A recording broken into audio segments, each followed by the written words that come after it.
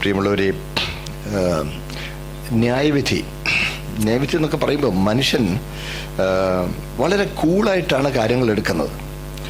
വളരെ കൂളായിട്ട് എടുക്കുന്നതെന്നൊക്കെ പറഞ്ഞാൽ തെറ്റ് ചെയ്യുന്നതൊന്നും ആളുകൾക്കൊന്നും അവർക്കൊരു രസം പോലെയായിരുന്നു.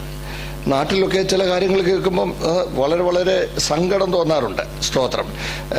ഈ സഭാപ്രസംഗി 8-ാം അധ്യായം അതിന്റെ 11-ാമത്തെ വാക്യം ഒന്ന് വായിച്ചേക്കാമോ? സഭാപ്രസംഗിയുടെ പുസ്തകം 8-ാം അധ്യായം 11-ാമത്തെ വാക്യം.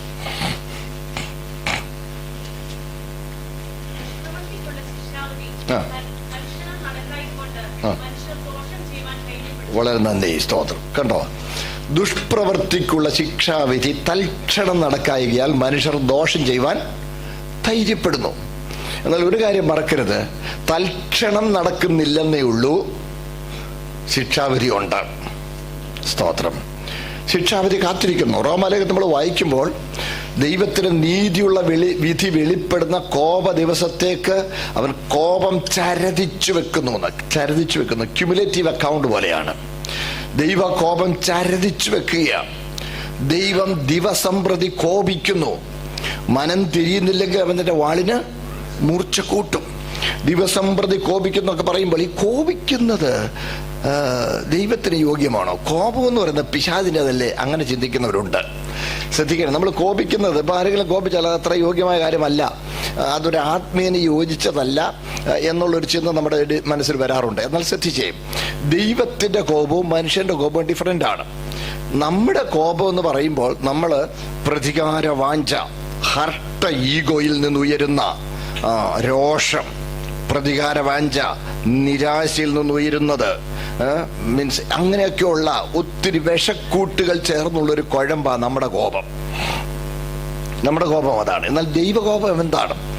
ദൈവത്തിൻ്റെ കോപം ഉത്തരവാദിത്വമുള്ള നീതിമാനായ ദൈവം അനീതി കാണുമ്പോൾ അതിനോടുള്ള ന്യായമായ പ്രതികരണമാണ് ദൈവത്തിൻ്റെ കോപം.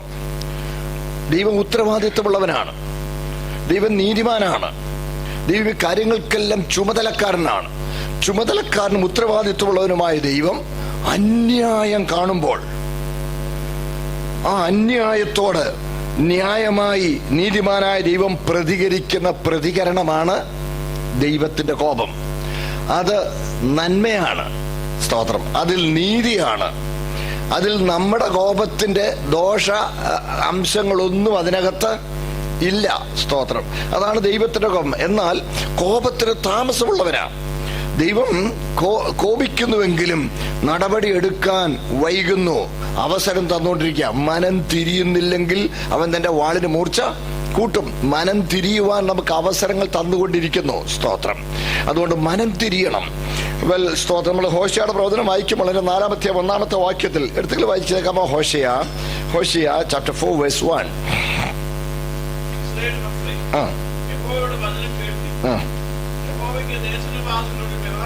മതിയല്ലോ, താങ്ക് യു. യഹോവയ്ക്ക് ദേശനിവാസികളുടെ ഒരു വ്യവഹാരമുണ്ട്. There is a case in God's court against the people. ദേശനിവാസികൾക്കെതിരെ ദൈവകോടതിയിൽ ഒരു കേസുണ്ടെന്ന്, ഒരു വ്യവഹാരമുണ്ട്. നമ്മൾ വിചാരിക്കരുത് ദൈവം നിസ്സഹായനായി ഇതൊന്നും വേണ്ട പോലെ ചിന്തിക്കാതെ ഗൗനിക്കാതെ അങ്ങ് മാറിയിരിക്കുകയാണ് നമ്മൾ വിചാരിക്കരുത്.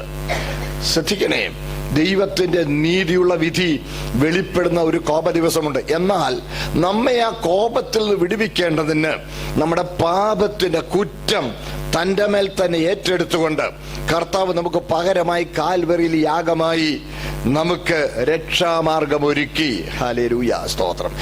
ഏതൊരു തെറ്റും, ശ്രദ്ധിക്കണേ, ഏതൊരു തെറ്റും ദൈവത്തിനെതിരെയുള്ള മത്സരമാണ്. Every sin is rebellion against God and his authority. ദൈവത്തിന്റെ അധികാരത്തിനും ദൈവത്തിനുമെതിരെയുള്ള മത്സരമാണ് ഓരോ പാപവും. അപ്പോൾ പാപം ചെയ്യുമ്പോൾ പാപത്തിന്റെ ദോഷഫലം അനുഭവിക്കുന്ന സഹജീവി മാത്രമല്ല അവിടെ ഒഫൻഡഡ് ആകുന്നത്, അവിടെ ഉപദ്രവിക്കപ്പെടുന്നത്.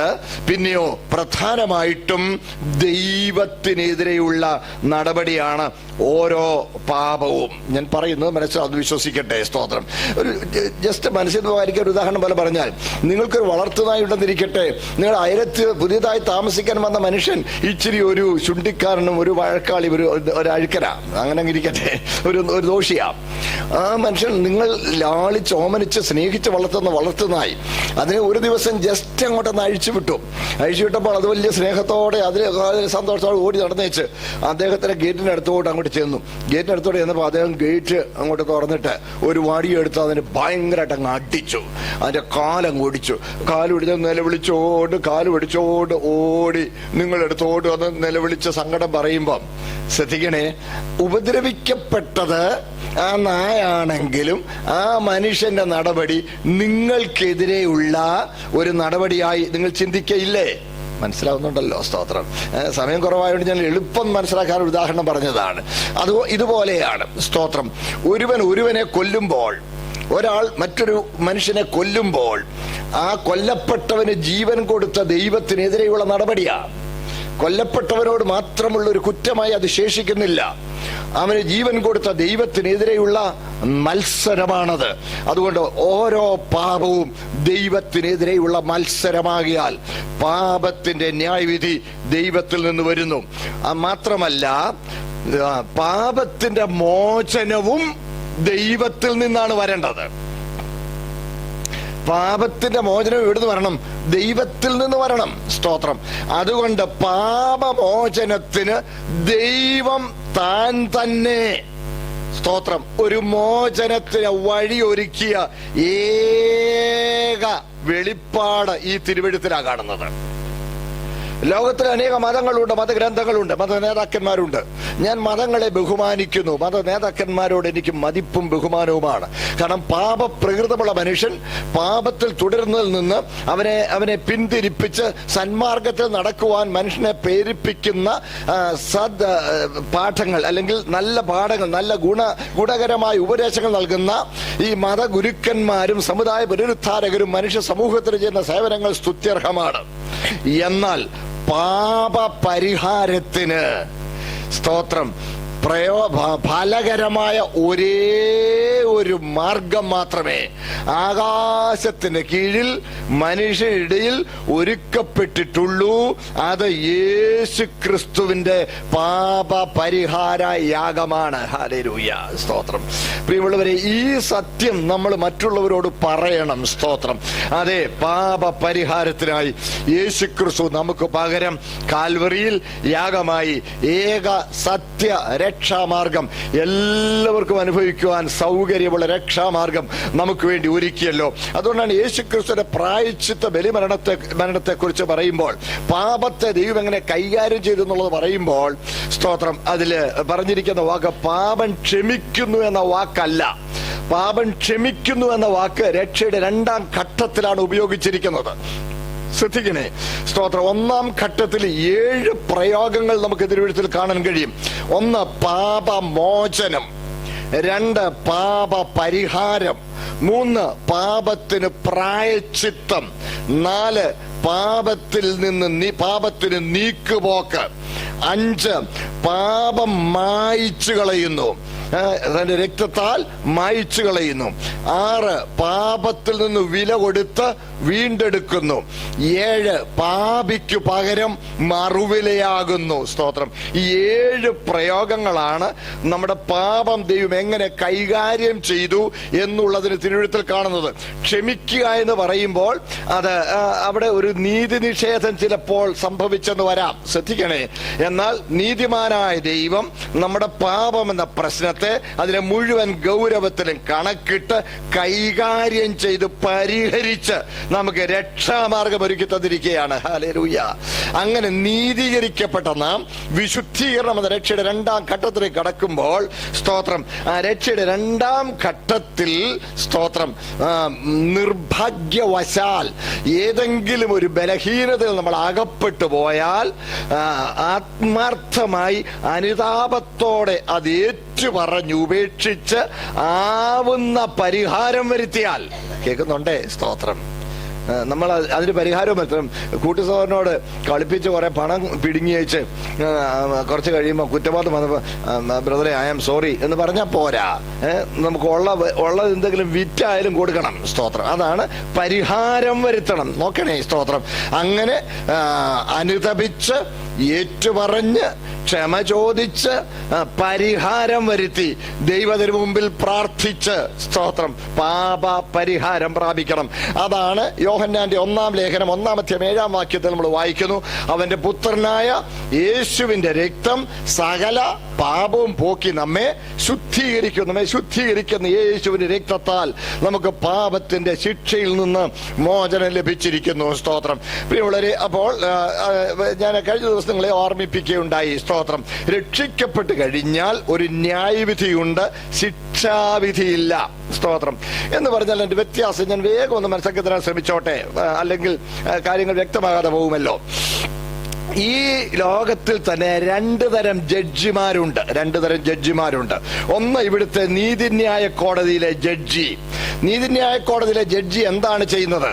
ആ ജഡ്ജി തന്റെ മുമ്പിൽ പ്രോസിക്യൂഷൻ, പോലീസ് സബ്മിറ്റ് ചെയ്തിരിക്കുന്ന കുറ്റപത്രത്തിൽ, ചാർജ് ഷീറ്റിൽ ആരോപിക്കപ്പെട്ടിരിക്കുന്ന കുറ്റം പ്രതി ചെയ്തോ എന്ന് പരിശോധിക്കുന്നു. ഒരു കുറ്റപത്രം ജഡ്ജിയുടെ മുമ്പിൽ സമർപ്പിച്ചിട്ടുണ്ട്. ആ കുറ്റപത്രത്തിൽ പ്രതി എന്തോ ഒരു കുറ്റം ചെയ്തതായി ആരോപിച്ചിരിക്കുന്നു. ആ ആരോപിക്കപ്പെട്ട കുറ്റം പ്രതി ചെയ്തോ എന്ന് പരിശോധിക്കുക. അതിനുവേണ്ടി സാക്ഷി വിസ്താരം, പിന്നെ സാഹചര്യ തെളിവുകൾ, തൊണ്ടിമുതലിന്റെ പരിശോധന, പിന്നെ പ്രതിയുടെ കുറ്റസമ്മതം, ഇങ്ങനെയുള്ള കാര്യങ്ങൾ പരിഗണിച്ച് പ്രതി കുറ്റം ചെയ്തോ എന്ന് പരിശോധിക്കുന്നു. കുറ്റം ചെയ്തു എന്ന് ബോധ്യപ്പെട്ടാൽ പ്രതി കുറ്റക്കാരൻ എന്ന് ആദ്യത്തെ ദിവസം പറയും. ശിക്ഷ നാളെ വിധിക്കുമെന്ന് പറയും, അല്ലെങ്കിൽ അടുത്ത ദിവസം വിധിക്കുമെന്ന് പറയും. നോക്കണേ, 1-ാമത്തെ ദിവസം പ്രതി കുറ്റക്കാരൻ എന്ന് വിധിച്ച ശേഷം ഈ കുറ്റത്തിന് നിയമപുസ്തകത്തിൽ എന്ത് ശിക്ഷയാണ് പറഞ്ഞിരിക്കുന്നതെങ്കിലും ആ ശിക്ഷ ഈ പ്രതിക്ക് വിധിക്കുക. ഇതാണ് ഇവിടുത്തെ കോടതിയിലെ ജഡ്ജിമാർ ചെയ്യുന്നത്. പ്രതി കുറ്റം ചെയ്തിട്ടില്ലെങ്കിൽ വെറുതെ വിടും. കുറ്റം ചെയ്തിട്ടില്ലെങ്കിൽ വെറുതെ വിടും. ഇതാണ് ഈ നീതിന്യായ കോടതി. എന്നാൽ വേറൊരു കൂട്ടം ജഡ്ജിമാരുണ്ട്.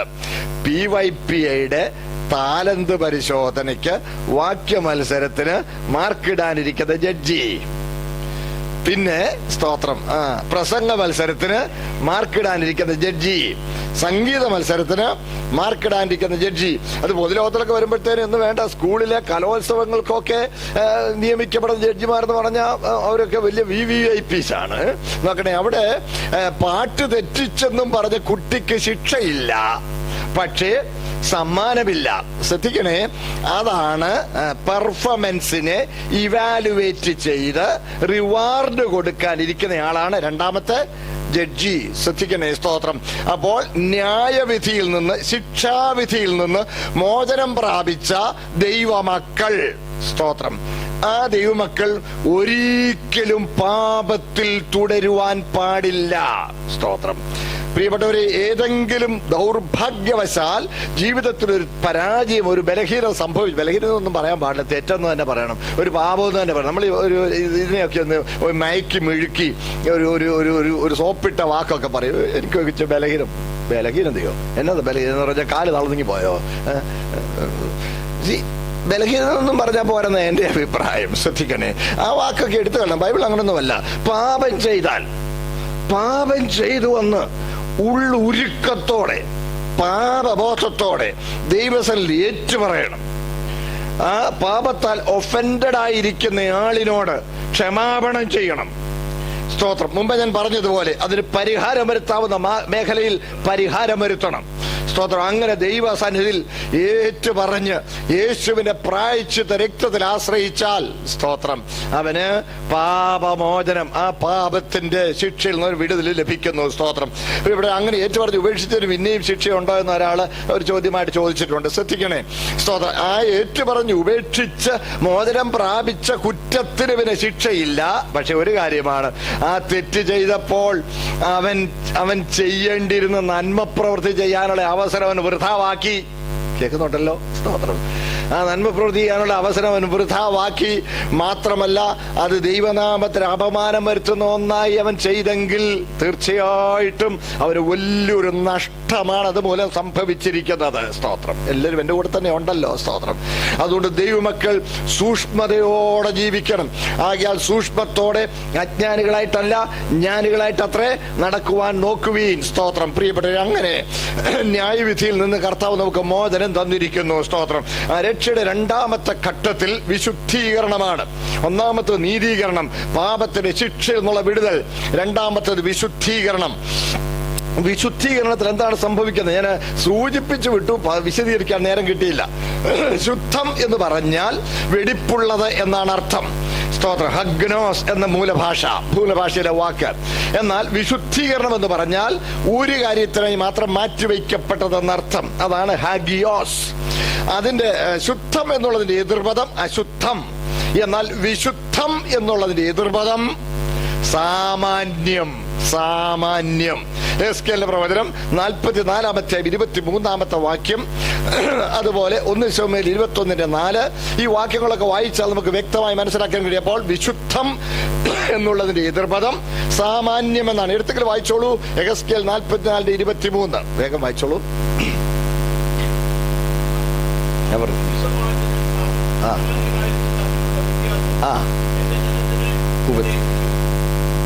വായിക്ക മലിനമായതും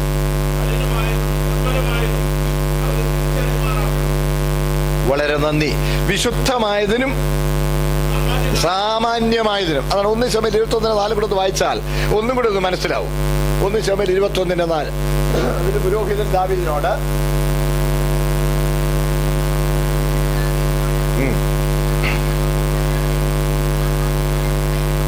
കണ്ടോ വിശുദ്ധമായ. അപ്പൊ അതിന്റെ ഓപ്പോസിറ്റ് എന്താണ്? സാമാന്യം. നമ്മൾ വിശുദ്ധന്മാരാണെന്ന് പറഞ്ഞാൽ അതിന്റെ അർത്ഥം നമ്മൾ സാമാന്യക്കാരല്ല.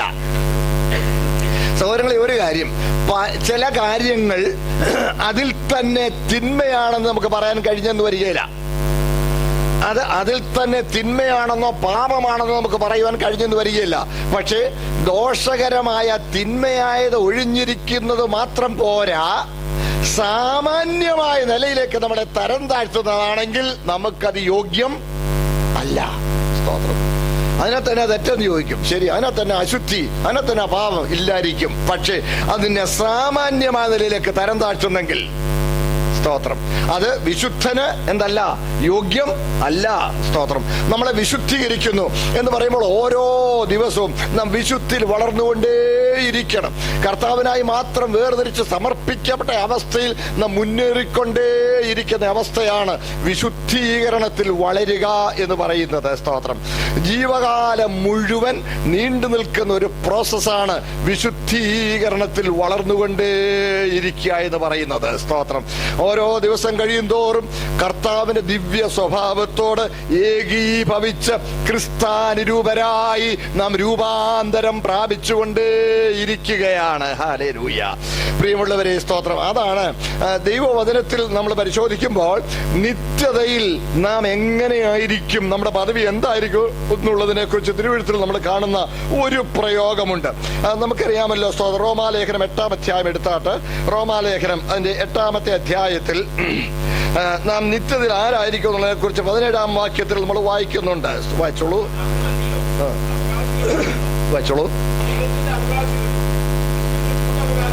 Thank you. ക്രിസ്തുവിന് ആരാ? കൂട്ടവകാശികളാ. നമ്മൾ കർത്താവിന് കൂട്ടവകാശികളാകാൻ പോവുക. നമ്മുടെ പല ആളുകളുടെയും ചിന്ത നിത്യത്തിൽ ചെന്നാൽ പിന്നെ നമ്മൾ പാട്ടും പാടി ഇങ്ങനെ അങ്ങ് ഇരിക്കുക. ഇവിടെ ചില ആളുകൾ പറയാറുണ്ട്, ഭയങ്കര ഒരു സഭയിൽ ഒരു ചെറിയൊരു പ്രയാസം ഉണ്ടായത് ഞാൻ ഓർക്കുന്നു. ഉണ്ടായെന്ന് പറഞ്ഞാൽ അവിടെ ഒരു അച്ചായന് ഓപ്പൺ ഹാർട്ട് സർജറി കഴിഞ്ഞ് വന്ന് സഭയിലിരിക്കുമ്പോൾ അവിടെയാണ് ഒരു ഇച്ചിരി ഒരു ഇപ്പോഴത്തെ കണ്ടംപററി ട്രെൻഡ്സ് ഒക്കെ ഉള്ള ഒരു സഭയാണ്. നല്ല ജാസ് ഒക്കെ അങ്ങോട്ട് അടിച്ചും മൂളിച്ചും ഭയങ്കര പാട്ട്. ഈ അച്ചായൻ ഈ ഓപ്പൺ ഹാർട്ട് സർജറി കഴിഞ്ഞതായതുകൊണ്ട് അച്ചായന് ഭയങ്കര ബുദ്ധിമുട്ട്. അച്ചായൻ പറഞ്ഞു, എൻ്റെ മുന്നേ ദേവദാസനെ ഈ ശബ്ദം ഒന്ന് കുറച്ചാൽ എനിക്ക് വലിയ ബുദ്ധിമുട്ടാണ്. അത് കഴിഞ്ഞു. പക്ഷെ അവരതിന് കാര്യമായി കൂട്ടാക്കിയില്ല. അപ്പോൾ അച്ചായൻ ഇറങ്ങിപ്പോവും ആ പാട്ടിൻ്റെ സമയത്ത്. പിന്നെ അല്ല എന്ത് ചെയ്യാനാ? അത് കഴിഞ്ഞ് രണ്ടാമതൊരച്ചായനും ഇങ്ങനെ ഓപ്പൺ ഹാർട്ട് സർജറി ഉണ്ടായി. ഈ രണ്ടാമത്തെ ഓപ്പൺ ഹാർട്ട് സർജറി കൂടെ അദ്ദേഹത്തിന് അതിനേക്കാൾ ബുദ്ധിമുട്ട് തോന്നി. അപ്പോൾ രണ്ടുപേരും കൂടെ ചെന്ന് പാസ്റ്ററോട് പറഞ്ഞു ഇതൊന്ന്. അപ്പോൾ ഈ ചെറുപ്പക്കാരോട് പറഞ്ഞപ്പം അവർ കണ്ടംപററി ട്രെൻഡ് അടിച്ചു മൂളിക്കാം. ഉടനെ അത് ചർച്ചിൻ്റെ കൗൺസിലിൽ വന്നു. കൗൺസിലിൽ ചർച്ച ചെയ്തപ്പോൾ അവർ പറഞ്ഞു അതിനൊന്നും കാര്യമൊന്നുമില്ല. ആരാധന എന്ന് പറഞ്ഞാൽ വിവരം കാര്യമായില്ലെങ്കിൽ പിന്നെ ഈ അടിച്ചു മൂളിക്കുന്നതാണ് ആരാധന എന്ന പലരുടെയും ചിന്ത. പൊതുവെ അങ്ങനല്ല.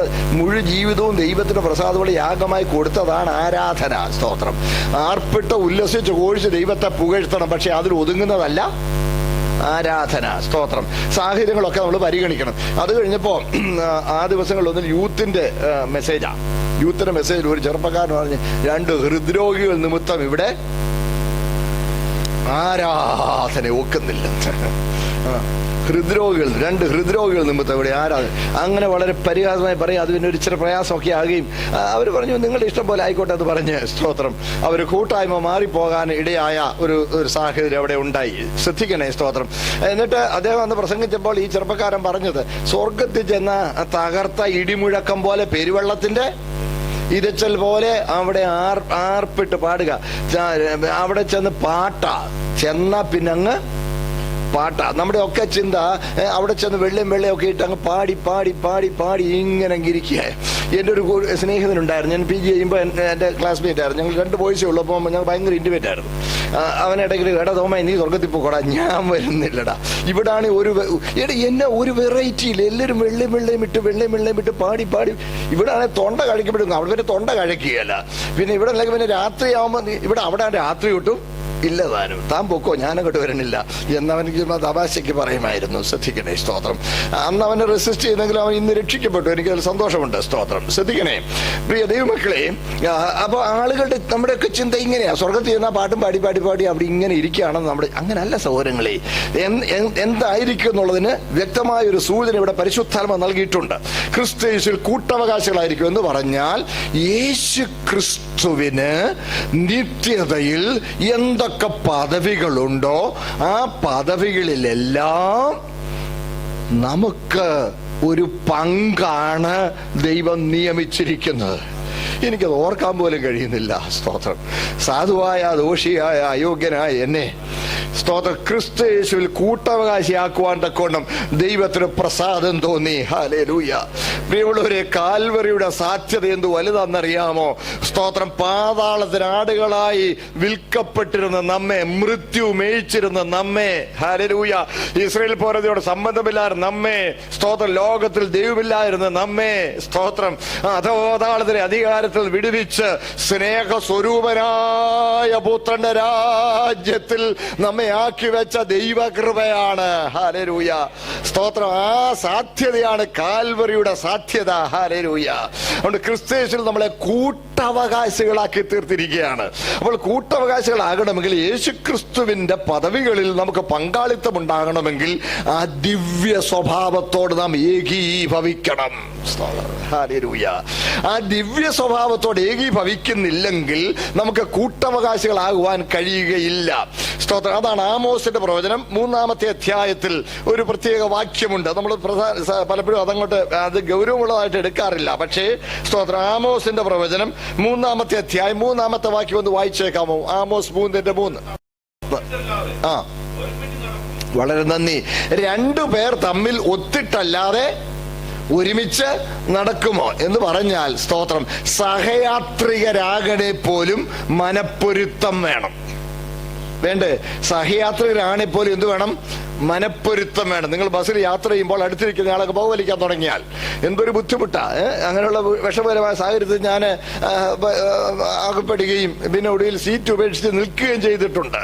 കാര്യം സഹയാത്രികരാകണെ പോലും മനപ്പൊരുത്തം വേണമെങ്കിൽ നിത്യത മുഴുവൻ, സ്തോത്രം, ഒരുമിച്ച് ക്രിസ്തുയേശുവിൽ കൂട്ടവകാശികളായി നിലനിൽക്കണമെങ്കിൽ ആ ദിവ്യ സ്വഭാവത്തോട് നാം ഏകീഭവിക്കണം, ക്രിസ്താനുരൂപരായി രൂപാന്തരപ്പെടുത്തണം. ഹല്ലേലൂയ.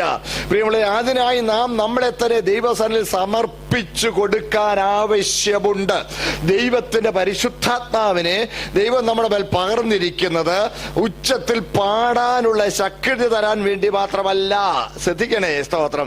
പിന്നെ കൃപാവരങ്ങളുടെ ശുശ്രൂഷ ചെയ്യാൻ വേണ്ടി മാത്രമല്ല. പരിശുദ്ധാത്മാവിനെ ദൈവം നമ്മുടെ മേൽ പകർന്നിരിക്കുന്നത്, സ്തോത്രം, ക്രിസ്തു എന്ന ആത്മമണവാളന് യോജിച്ച ഒരു മണവാട്ടിയായി നമ്മെ രൂപാന്തരപ്പെടുത്തുന്ന ശുശ്രൂഷയാണ് പരിശുദ്ധാത്മാവ് നമ്മളിൽ ചെയ്തുകൊണ്ടിരിക്കുന്നത്. ഹല്ലേലൂയ, സ്തോത്രം. ആ ശുശ്രൂഷയ്ക്ക് നാം നമ്മെ തന്നെ വിധേയപ്പെടുത്തി കൊടുക്കേണ്ടതാണ്.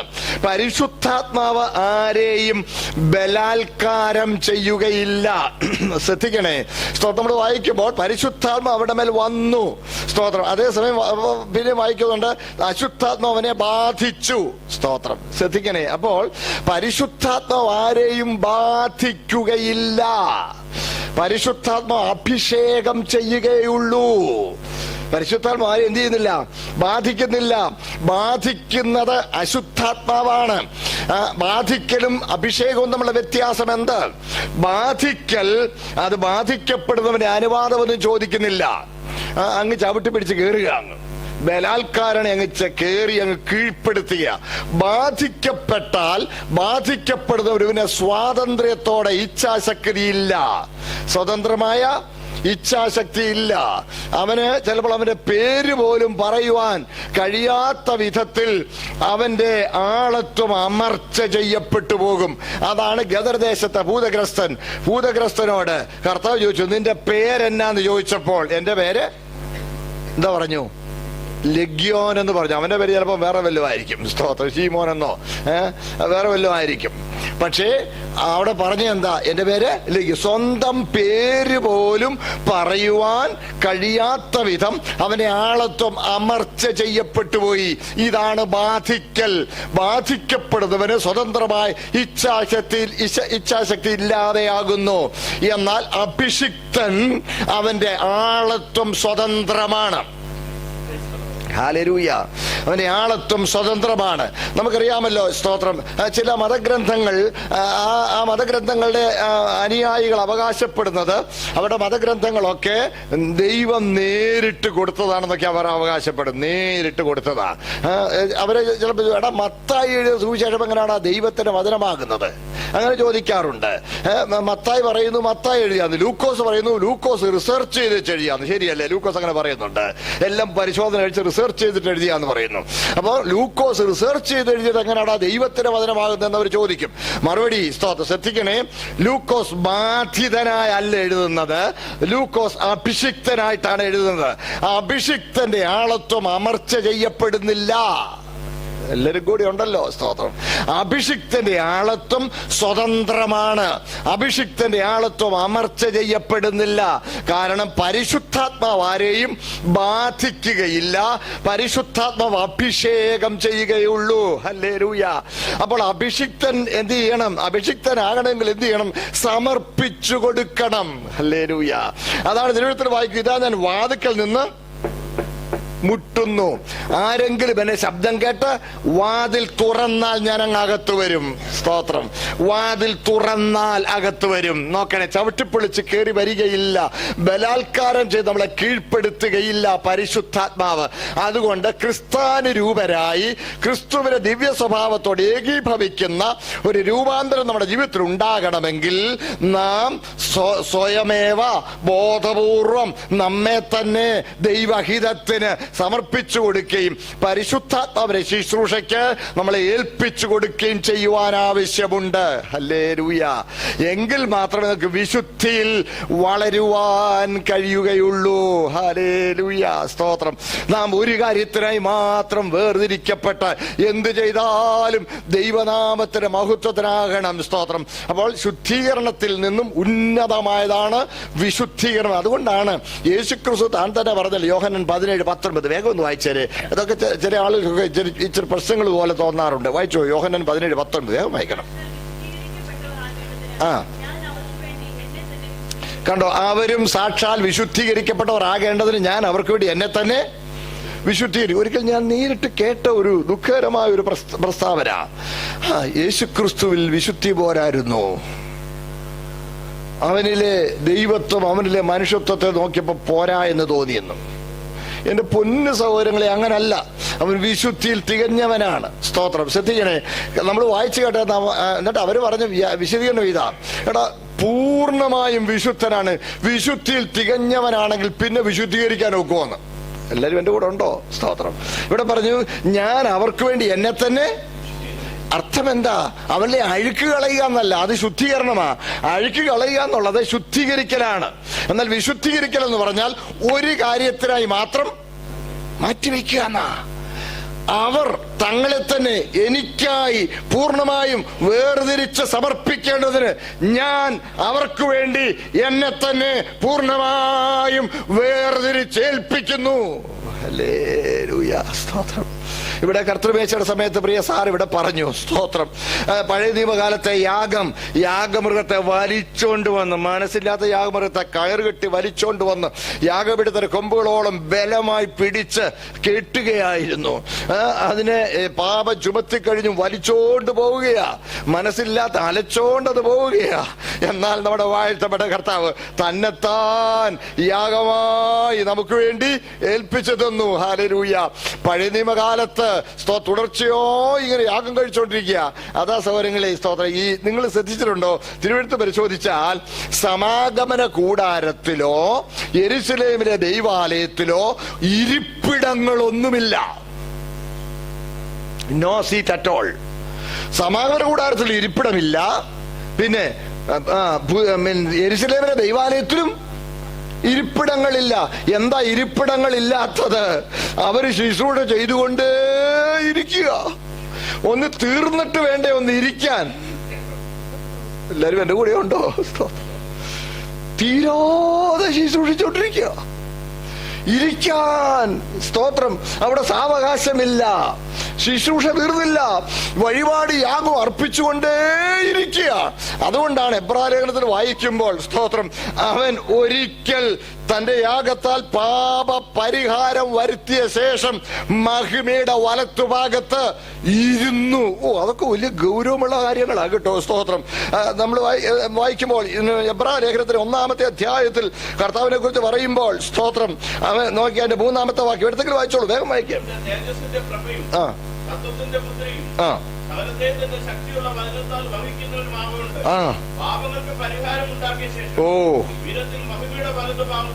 മതിയല്ലോ. സ്തോത്രം. പാപങ്ങൾക്ക് പരിഹാരം ഉണ്ടാക്കിയ ശേഷം മഹിമയുടെ വലത്തുഭാഗത്ത് ഇരുന്നു. ശുശ്രൂഷ തികഞ്ഞു. ഹല്ലേലൂയ.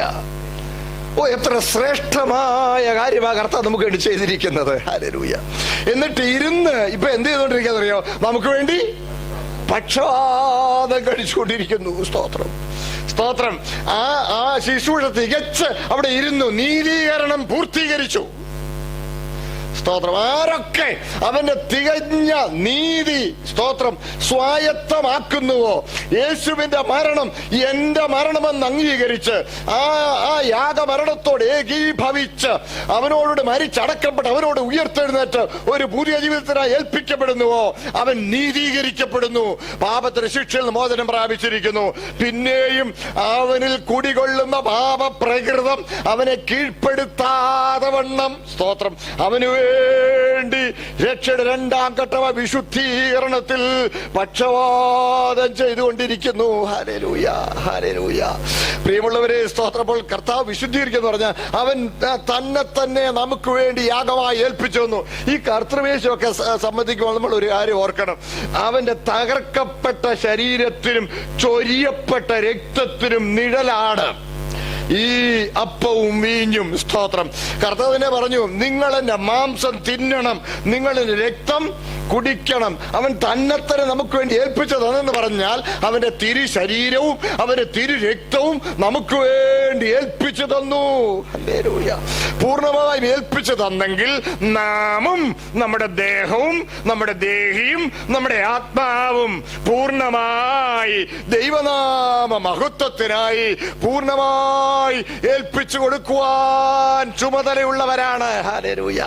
അതാണ് യേശു പറഞ്ഞത്, അവരും സാക്ഷാൽ വിശുദ്ധീകരിക്കപ്പെട്ടവരാകേണ്ടതിന് ഞാൻ അവർക്ക് വേണ്ടി എന്നെ തന്നെ വിശുദ്ധീകരിക്കുന്നു. നമ്മുടെ വിശുദ്ധിയുടെ അളവ്, അതിന്റെ സ്റ്റാൻഡേർഡ് എത്രയായിരിക്കണം? സ്തോത്രം. നമ്മുടെ വിശുദ്ധിയുടെ അളവ് യേശു എങ്ങനെ തന്നെ നമുക്ക് വേണ്ടി ഏൽപ്പിച്ചു തന്നുവോ അതുപോലെ നാമും നമ്മെ തന്നെ കർത്താവിനായി പൂർണ്ണമായും ഏൽപ്പിച്ചു കൊടുക്കേണ്ടതാണ്. ഹല്ലേലൂയ. സ്തോത്രം, സ്തോത്രം. അങ്ങനെ പൂർണ്ണമായും ഏൽപ്പിച്ചു കൊടുത്തെങ്കിൽ മാത്രമേ പരിശുദ്ധാത്മാവ് നമ്മളിൽ രൂപാന്തരം വരുത്തുകയുള്ളൂ. ഹല്ലേലൂയ. നമ്മൾ രൂപാന്തരം വരുത്തുകയുള്ളൂ. ആ രൂപാന്തരം വരുത്തി സ്തോത്ര തേജസ്സിന്മേൽ തേജസ് പ്രാപിച്ച് അതേ പ്രതിമയായി രൂപാന്തരപ്പെടുന്ന ആ തേജസ്കരണത്തിനു വേണ്ടി നമ്മൾ ഒരുങ്ങിക്കൊണ്ടിരിക്കുകയാണ്. ഹല്ലേലൂയ. സ്തോത്രം, സ്തോത്രം.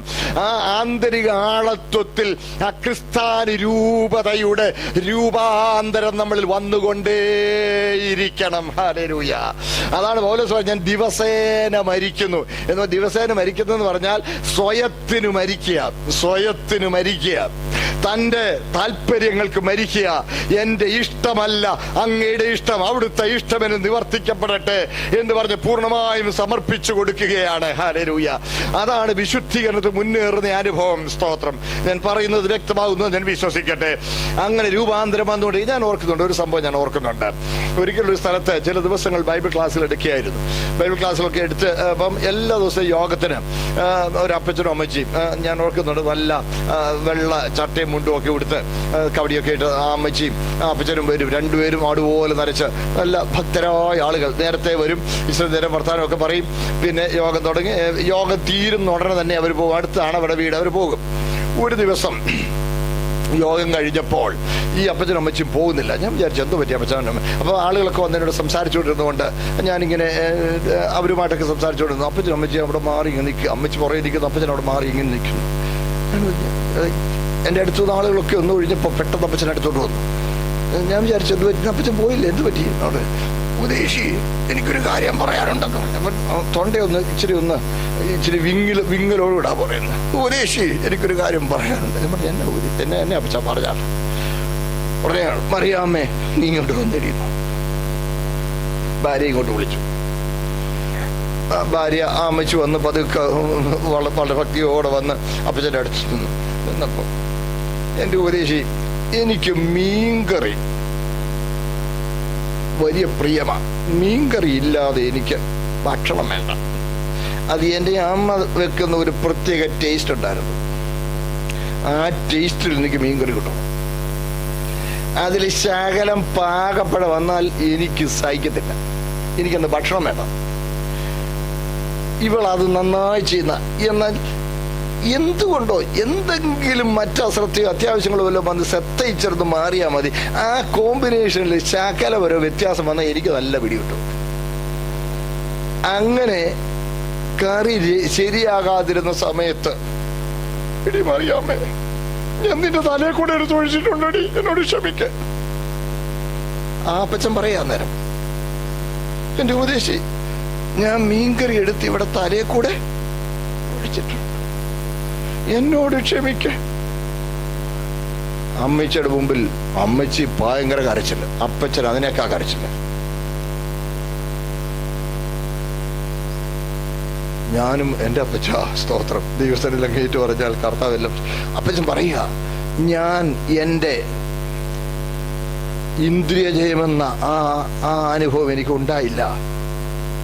രക്ഷിക്കപ്പെടുന്നതിന് മുമ്പ് ഞാൻ രുചിക്ക് എത്ര പ്രാധാന്യം കൊടുത്തോ, ആ പ്രാധാന്യം പിന്നെയും കൊടുത്തിട്ട് ഞാൻ എൻ്റെ ഭാര്യയെ വിഷമിപ്പിച്ചിട്ടുണ്ട്. അത് ദൈവസനിൽ യോഗ്യമായിരുന്നില്ലെന്ന് ഇന്ന് ദൈവദാസൻ വിശുദ്ധീകരണത്തെ കുറിച്ച് പ്രസംഗിച്ചപ്പോൾ എനിക്ക് തിരിച്ചറിഞ്ഞു. ഞാൻ ദൈവസനിൽ ഏറ്റുപറയുന്നു, ഞാൻ ഉപേക്ഷിക്കുന്നു എന്ന് പറഞ്ഞാൽ ഭക്ഷണ കാര്യത്തിൽ പോലും എന്ത് ചെയ്തു, ഒരു വ്യത്യാസത്തിന്. അപ്പച്ചൻ രക്ഷിക്കപ്പെട്ട് ദൈവകൃപയിൽ നിൽക്കുക, എല്ലാവരും നല്ല സാക്ഷ്യം കൊണ്ടേ ആളാ. ഇതൊന്നും ഒരു തെറ്റായിട്ട് ആരും ചിലപ്പോൾ കണക്കാക്കിയെന്ന് വരികയില്ല.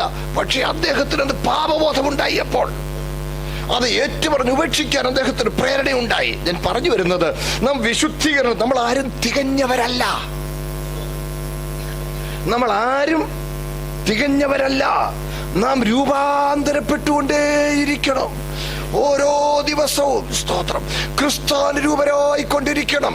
സ്തോത്രം. രണ്ടുപേർ തമ്മിൽ ഒത്തിട്ടല്ലാതെ ഒരുമിച്ച് ഒരു യാത്രയ്ക്ക് പോയാൽ പോലും മനപ്പൊരുത്തമില്ലെങ്കിൽ സഹയാത്രികരാകാൻ കഴിയുകയില്ല എന്നിരിക്കെ, സ്തോത്രം, ഹല്ലേലൂയ, നിത്യജീവന് വേണ്ടി, നിത്യമായ കൂട്ടായ്മ ബന്ധത്തിന് വേണ്ടി. അതാ നിത്യജീവൻ എന്ന് പറഞ്ഞാൽ. നിത്യജീവൻ എന്ന് പറഞ്ഞാൽ നിത്യമായ കൂട്ടായ്മ ബന്ധം. കൂട്ടവകാശി എന്ന പദവിയിൽ കർത്താവിനോടുകൂടെ വാഴുവാൻ നിയമിക്കപ്പെട്ട നാം ആ ദിവ്യ സ്വഭാവത്തോട് ഏകീഭവിക്കുന്നവരാകണം. ഹല്ലേലൂയ. അതിന് നമ്മൾ നമ്മളെ സമർപ്പിച്ചു കൊടുത്താൽ മതി. പൂർണ്ണമായും സമർപ്പിച്ചു കൊടുത്ത് സ്വന്തം താല്പര്യങ്ങളോട് നോ പറഞ്ഞ് പരിശുദ്ധാത്മാവിനെ ശുശ്രൂഷയ്ക്കും വചനത്തിന്റെ ഗൈഡൻസിന് നമ്മൾ ഏൽപ്പിച്ചു കൊടുത്താൽ ദൈവത്തിന്റെ പരിശുദ്ധാത്മാവ് നമ്മളിൽ രൂപാന്തരം വരുത്തിക്കൊണ്ടേയിരിക്കും. ഹല്ലേലൂയ. അതിന് നാം നമ്മളെ സമർപ്പിച്ചു കൊടുക്കുവാൻ ആവശ്യമുണ്ട്. നമ്മുടെ സ്വഭാവത്തിൽ ഓരോരോ ഐറ്റംസ് നമ്മൾ പരിശോധിക്കണം. ദൈവഹിതത്തിന് യോജിക്കാത്തത്, ദൈവപ്രസാദമില്ലാത്തത് ഏതെങ്കിലും പരിശുദ്ധ നമ്മളെ ബോധ്യപ്പെടുത്തുന്നെങ്കിൽ അത് ഉപേക്ഷിക്കുവാൻ, എത്ര പ്രിയപ്പെട്ടതാണെങ്കിലും അത് ഉപേക്ഷിക്കുവാൻ നമ്മൾ തയ്യാറാകണം. ഹല്ലേലൂയ. നമ്മുടെ ഇടയിൽ പൊതുവായുള്ള ഒരു ചിന്ത എന്താന്ന് ചോദിച്ചാൽ, വല്ലവിധേനയും നരകത്തിൽ നഷ്ടപ്പെട്ടു പോയ മനുഷ്യനെ ഈ നരകത്തിൽ നിന്ന് വലിച്ച് കരയ്ക്ക് കയറ്റാനുള്ള ഒരു തത്രപ്പാടിലാണ് ദൈവം എന്നാണ് പലരുടെയും ചിന്ത. അല്ല, എല്ലാവരും എന്റെ കൂടെ ഉണ്ട്. സ്തോത്രം. നരകത്തിൽ നഷ്ടപ്പെട്ടു പോയ മനുഷ്യനെ വല്ലവിധേനയും നരകത്തിൽ വലിച്ച് കരക്കിടണമെന്നുള്ള ഒരു ചിന്തയല്ല ദൈവത്തിന്റെ കാര്യപരിപാടി. ഹല്ലേലൂയ. പിന്നെ എന്താ? ജീവനേക്കാളേറെ ദൈവത്തെ സ്നേഹിക്കുന്ന ഒരു മണവാട്ടിയെ ഒരുക്കുക എന്നുള്ളതാണ് ദൈവത്തിന്റെ അനാദി നിർണയം, ദൈവത്തിന്റെ കാര്യപരിപാടി. അതാണ്. ഹല്ലേലൂയ. സ്തോത്രം. ജീവനേക്കാളേറെ ദൈവത്തെ സ്നേഹിക്കുന്ന ഒരു മണവാട്ടി, അവന് ദിവ്യ സ്വഭാവത്തോട് അനുരൂപരായി സമർപ്പിക്കപ്പെട്ട ഒരു മണവാട്ടി ഒരുക്കുക എന്ന ശുശ്രൂഷയാണ് പരിശുദ്ധാത്മാവ് ഇത് ചെയ്തുകൊണ്ടിരിക്കുന്നത്. ഹല്ലേലൂയ. സ്തോത്രം. മറക്കരുത്, സ്വർഗം നരകത്തിൽ നിന്ന് രക്ഷപ്പെട്ട അഭയാർത്ഥികളുടെ ഒരഭയാർത്ഥി കേന്ദ്രമല്ല. സ്തോത്രം. Heaven is not going to be a refugee camp for those who are rescued from hell. നരകത്തിൽ നിന്ന് രക്ഷപ്പെടുത്തിയ ഒരു കൂട്ടം അഭയാർത്ഥികളുടെ അഭയാർത്ഥി ക്യാമ്പല്ല സ്വർഗം. പിന്നെ സ്വർഗം എന്താണ്? സ്വർഗം മണവാട്ടിയുടെ മണിയറയാ. മണവാട്ടിയുടെ മണിയറയ. ആ മണവാളനോട് പ്രകൃതത്തിൽ സ്തോത്രം യോഗ്യതയുണ്ടായ, അനുരൂപത പ്രാപിക്കുവാൻ സമർപ്പിക്കപ്പെട്ടവളാണ് മണവാട്ടി. ഹല്ലേലൂയ. അത് പരിശുദ്ധാത്മാവ് നമ്മളെ രൂപാന്തരം വരുത്തുവാൻ നമ്മളെ സമർപ്പിക്കണം. വചനത്താലും പരിശുദ്ധാത്മാവിനാലും പ്രാർത്ഥനയാലും ആത്മീയ കൂട്ടായ്മയാലും. ഹല്ലേലൂയ. വിവിധങ്ങളായ അനുഭവങ്ങളോട് പരിശുദ്ധമായി നടത്തിവിടുന്നതിനാലും ആ രൂപാന്തരം നമ്മൾ വന്നുകൊണ്ടേയിരിക്കും. സ്തോത്രം. എന്റെ വാക്കുകളെ ഉപസംഹരിക്കട്ടെ പ്രിയ ദൈവമക്കളെ. ആ രൂപാന്തരം, നമ്മൾ ആ രൂപാന്തരമല്ലേ എന്നും കണ്ടുകൊണ്ടിരിക്കുക. സ്തോത്രം. എന്തും മനസ്സിൽ നിന്ന് പോകാതിരിക്കുന്ന ഒരു ഉദാഹരണം പോലെ അങ്ങ് പറയാം. സ്തോത്രം. പ്രകൃതിയിൽ രൂപാന്തരം നമ്മൾ എന്നും കണ്ടുകൊണ്ടാണ് ഇരിക്കുന്നത്. നിങ്ങൾ ഓർത്ത് നോക്കിയാൽ, നിങ്ങൾ ഒരു നഴ്സറി പോയപ്പം ഒരാണ്ട് കഴിയുമ്പം കായ്ക്കുമെന്ന് പറഞ്ഞ് ഒരു ഒട്ടുമാവ് നിങ്ങൾക്ക് തോന്നുന്നു, വലിയൊരു വില കൊടുത്ത് നിങ്ങൾ ഒട്ടുമാവ് മേടിച്ചുകൊണ്ട് വന്ന് മുറ്റത്ത് കൊണ്ട് നട്ടു. അതിനെ വേണ്ട പോലെ പരിചരിച്ചു. ശരിയാ, ഒരാണ്ട് കഴിഞ്ഞപ്പോഴേ അത് പൂത്തു, കായ്ച്ചു. 2-3 കൊല മാങ്ങ, അതിൽ ഒരു കൊലയിൽ ഒരു 4 മാങ്ങ കായ്ച്ചു കിടക്കുന്നു. ഓ, സന്തോഷമായി. ആട്ടെ, അത് കായ്ച്ചു, വളരെ നല്ല മാങ്ങ. അതിങ്ങനെ പാകമാകാൻ പക്കമാകാൻ എനിക്ക് നോക്കിയിരിക്കുന്നു. മാസങ്ങൾ കഴിഞ്ഞു, ഇതങ്ങോട്ട് വളർന്നുകൊണ്ട് വലുതായി, ഫുൾ സൈസായി. എടാ, പഴുത്തില്ലടാ ഇത്ര നാളായിട്ടും. ഒരു ദിവസം നമ്മൾ എന്തോ ചെയ്തു, അത് എന്തോ ആയെന്നൊന്ന് നോക്കാൻ ഒരെണ്ണം ഒന്ന് അടർത്തിയെടുത്ത്, ഒരു കത്തിയെടുത്ത് അതൊന്ന് ചെത്തി ഒരു ചെറിയൊരു കഷ്ണം പിളർന്നെടുത്ത് നമ്മൾ വായിലോട്ടിട്ടു. ഓ, എന്നാ പുളി! അപ്പോഴേ പല്ല് വരെ പുളിച്ചു, തുപ്പിക്കളഞ്ഞു. സഹിക്കാൻ മേല, തുപ്പിക്കളഞ്ഞു. അത് കഴിഞ്ഞു പിന്നെയും നമ്മൾ ആട്ടെ അത് ഒന്നും ആയില്ല, അവിടെ നിൽക്കട്ടെ എന്ന് കരുതി. പിന്നെ ഒരു 2-3 ആഴ്ച കഴിഞ്ഞു. 2-3 ആഴ്ച കഴിഞ്ഞപ്പം ഒരു ദിവസം അതേ നെടുപ്പിൽ തൊട്ടടുത്ത് കിടന്ന ഒരു മാങ്ങ നമ്മൾ ചെന്നൊന്ന് തൊട്ടപ്പോഴേ അതിങ്ങ് നടന്നു പോന്നു. കൊള്ളാം. ആ പഴയ കത്തി എടുത്തോണ്ട് വന്ന് ഈ രണ്ടാമത്തെ മാങ്ങ ചെത്തി ഒരു കഷ്ണം പൂളി എടുത്തു. വാ, തേൻ മധുരം, എന്നോ രുചി. ശ്രദ്ധിക്കണേ, അതേ നെടുപ്പിൽ നിന്ന 2 ഫലങ്ങൾ, ഒരേ ചെടിയിൽ വളർന്ന, ഒരേ നെടുപ്പിൽ വളർന്ന 2 ഫലങ്ങൾ. സ്തോത്രം.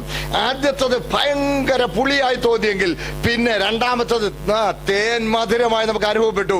ആ മാറ്റം വരാൻ ഈ മാവ് എന്നാ ചെയ്തു, അല്ലെങ്കിൽ ഈ ഫലം എന്നാ ചെയ്തു? ഒന്നും ചെയ്തില്ല. ആ തായ്തണ്ടിനോട് ചേർന്ന്, ആ നെടുപ്പിനോട് ചേർന്ന് അങ്ങിരുന്നതേ ഉള്ളൂ.